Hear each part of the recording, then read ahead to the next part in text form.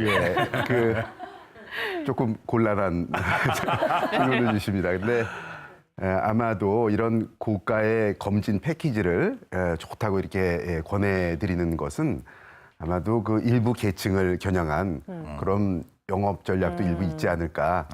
이런 점을 좀 생각을 하셔서 현명한 선택을 하시는 게 좋을 것 같습니다. 네. 그런 면도 이렇게 있기는 솔직하신 한데요. 의사 선생님은 처음 봬요. 그러니까요. 이런 면도 있기는 한데 네. 저희가 이제 예전 같으면 이제 MRI 검사나 이런 건 사실 막았습니다. 네. 검사를 하지 말라 그랬어요. 머리 아프다 그래도 이게 이제 그걸 찍어야 되는 경우가 아니면. 근데 요즘에는 동맥류 같은 거가 있어요. 그러니까 꼭 규칙적으로 하실 건 아닌데 가족력에 뇌출혈 병력이 있거나 이러면 동맥류가 있어서 터질 수도 있는 거라서 급사하신 병력이 있거나 이럴 때는 하는 용도로 그런 것들이 좀 들어가 있고요. 심장 검사도 그런 의미에서 조금 들어가 있습니다. 알겠습니다. 그렇군요. 그럼 이제 나의 그 건강 특성에 맞는 내 체질에 맞는 이제 검사 항목을 따로 찾아야 될 것 같은데요.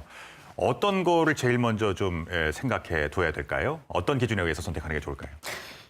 예, 그 의료진은 본인한테 어떤 검사가 가장 적절할지, 무조건 많은 검사가 아니라 한다면 어떤 게 가장 적절할지 그런 걸 선택할 때 여러 가지 이제 의학적인 그런 기초적인 그런 거를 합니다. 그래서 저기 나오는 것처럼 그 본인의 연령, 성별, 나이가 많아질수록 암도 많아지고 또 여성의 경우에는 여성암을 검사해야 되니까 네.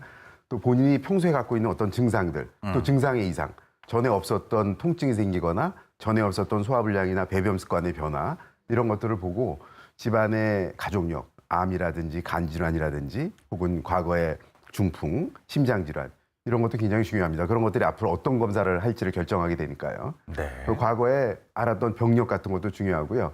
또 본인이 어떤 직업을 하느냐 그것도 좀 그 참고 사항이 됩니다. 그리고 또 이 흡연이나 담배 같은 것은 물론 앞으로 이제 그 위험성에 대해서 추가되기 때문에 이런 것들을 다 고려해서 본인한테 적절한 검사를 아마 선택하게 도와드릴 것입니다. 네. 예를 들어서 이제 심혈관절이란 가족력이 있거나 이제 네. 거기다가 이제 자신의 질환이 당뇨, 혈압 이런 것들이 있으시면 당뇨가 있으시면 사실 25% 정도는 심장이 막혀도 증상이 없거든요. 그러니까 검진을 조금 더 권유하기도 하고요. 그리고 또 하나는 암이 있는 경우 같은 경우에는 가족력이 대장암 가족력이 있다. 그럼 보통은 50세부터 하지만 이렇게 되면 좀 40세로 내린다든가 이런 것들을 하기 때문에 가족력 굉장히 중요하고 자기 직업력 중에서 앉아있는 직업을 가지고 계시는 분들 이런 분들은 특히 심장에 무리가 되기도 쉽고 암도 생기기 쉬워서 그런 경우에는 조금 더 일찍 검사 같은 거를 고민하게 됩니다.